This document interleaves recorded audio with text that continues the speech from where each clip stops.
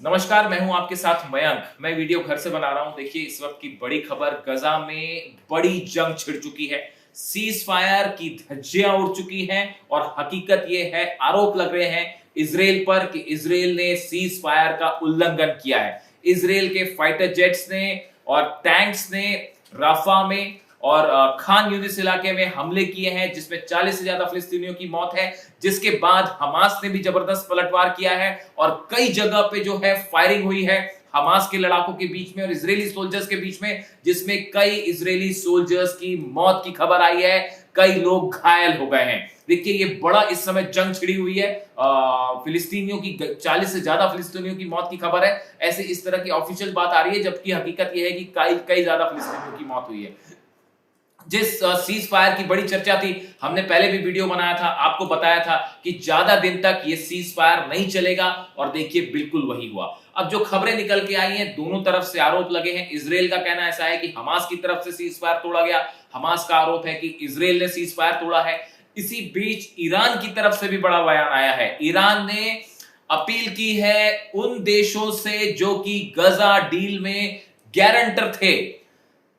Qatar से appeal की है ईरान ने, इजिप्ट से अपील की है, सऊदी से अपील की है कि आप जो इस मीडिएटर का काम कर रहे थे, ये आपकी जिम्मेदारी है कि इजराइल से सीज फायर का पालन करवाया जाए।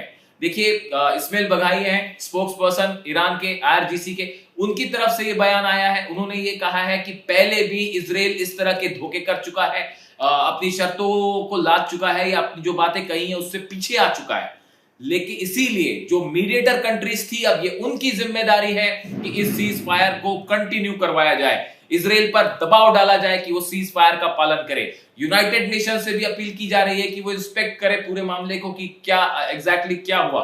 देखिए, जो खबर निकल के आई, 5-6 जगह पे हमास के लड़ाके और इजरायली फोर्सेस आमने सामने थी। जो पिछले 24 घंटे का डेवलपमेंट मैं आपको बता रहा हूं, जो खबरें अलग अलग तरीके से अलग अलग जगह से आई हैं, सोर्सेस से, कम 6 जगह ऐसी थी जहां पे हमास के लड़ाके और इजरायली फोर्सेस आमने सामने थी। आरोप ये लग रहे हैं, जो हमास की तरफ से आरोप लगे हैं, कि कई जगह पर इजरायली सैनिकों ने फायरिंग की, हमले किए, जिसमें कई लोगों की मौत हुई। उसके बाद हमास के लड़ाके और इजरायली सोल्जर्स आमने सामने थे।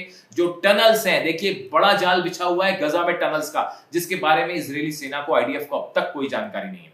और बताया जाता है कि जैसे ही ये हमले हुए, उसके बाद इन टनल्स में छुपे हुए हमास के लड़ाके बाहर आए और उन्होंने बड़ा हमला किया आईडीएफ के ऊपर, जिसमें कई इजरायली सैनिकों की मौत हुई है, कई घायल हुए हैं और इसके बाद उन्हें अस्पताल ले जाया गया और इस समय गजा में एक बड़ी जंग छिड़ गई है। इसी बीच ईरान का बयान आया है। ईरान ने कहा है, फिर आरोप लगाया है ईरान ने इजराइल पर कि इजराइल पहले भी कई बार इस तरह से सीज फायर का उल्लंघन कर चुका है, अपनी कही बात से मुकर चुका है। इसीलिए ईरान ने अपील की है कतर से, ईरान ने अपील की है इजिप्ट से, ईरान ने अपील की है तुर्की से, ईरान ने अपील की है सऊदी से कि आप जो कंट्रीज ने इस डील में जो मीडिएटर का काम कर रहे थे, ये अब उनकी जिम्मेदारी है कि इजराइल पर दबाव डाला जाए और उससे सीज फायर की शर्तों का पालन करवाया जाए। ये कहना है ईरान का। बयान आया है इस्माइल बघाई की तरफ से, जो कि ईरान के स्पोक्स पर्सन है। देखिए, जो हालात बने पिछले 24 घंटों में, उसके बाद बताया जाता है कि नेतन्याहू ने शायद डोनाल्ड ट्रंप से भी फोन पर बात की है और दोनों पक्षों के आरोप है एक दूसरे के ऊपर। इजराइल का कहना है हमास ने सीज फायर तोड़ा है, हमास का कहना है इजराइल ने सीज फायर तोड़ा है। कुल मिला के हकीकत यह है, देखिए, पहले पुतिन की तरफ से भी ये कहा गया था, ईरान की तरफ से भी ये बात कही गई थी कि आप जल्दबाजी में सीज फायर ना करें। आपने सिर्फ पहले पक्ष की जो बातचीत हुई है, सिर्फ उसके आधार पर सीज फायर किया, जबकि एक इस पे वृहद चर्चा होनी चाहिए थी। ये ईरान का कहना था, ये पुतिन का कहना था। पुतिन का खुद प्रेस कॉन्फ्रेंस करके उन्होंने बात कही थी कि एक बड़ी जो है, पहले एक चर्चा हो जाए, एक फ्रेमवर्क बन जाए, उसके बाद आप यहां पीस प्रोसेस में आगे बढ़ते तो ये ज्यादा अच्छा होता। लेकिन ऐसा नहीं हुआ। जल्दबाजी में जो है आरोप लग रहे हैं, कई एक्सपर्ट का कहना ऐसा है कि जल्दबाजी में ये सीज फायर हुआ, जिसके चलते ज्यादा दिनों तक ये सीज फायर नहीं टिक पाया। कई लोगों का कहना ऐसा है, कई एक्सपर्ट्स ये भी मानते हैं कि नोबेल पीस प्राइज एक सामने बड़ा मुद्दा था, इसलिए जल्दबाजी की गई, इस तरह के कई एक्सपर्ट का कहना है। बट हकीकत यह है, इस समय गजा में जबरदस्त जंग छिड़ी हुई है। हमास के लड़ाके सामने हैं, उनके पास जो है हथियार हैं, टनल्स में वो मौजूद हैं जहां आईडीएफ नहीं पहुंच पा रहा है, और ऐसी स्थिति में हालात फिर वही हैं जो कि पहले थे।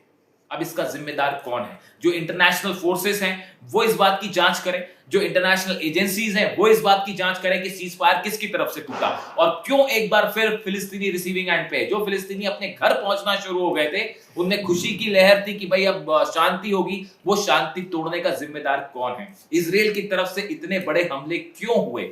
अगर हमास की तरफ से कहीं सीज फायर का उल्लंघन था तो इस मुद्दे को इजराइल जो है वो उन देशों के सामने उठाता, उन देशों के सामने ले जाता, अमेरिका के सामने ले जाता, जिस पर हमास पर दबाव बनता है फौरन डिसआर्ममेंट करने का। लेकिन हमले क्यों किए गए? अगर इजराइल की तरफ से ये हमले हैं, देखिए इजराइल ने पहले भी हमला किया, 11 लोगों की मौत हुई, एक बस के ऊपर हमला किया जिसमें 11 फिलिस्तीनियों की मौत हुई, 7 बच्चे थे, 3 महिलाएं थी, उनका क्या कसूर था? वो क्यों जिम्मेदार है? इसको लेकर ईरान की तरफ से भी बयान आया कि बेगुनाहों की हत्या इजराइल ने की है।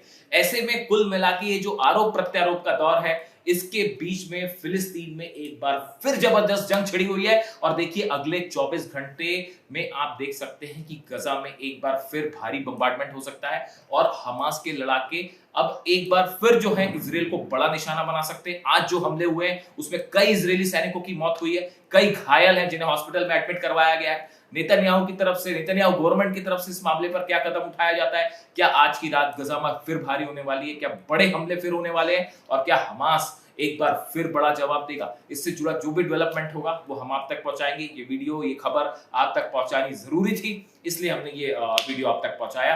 कमेंट्स करिए, बताइए कि गजा में सीज फायर का आप क्या सोचते हैं, आगे क्या होने जा रहा है। Thank you so much.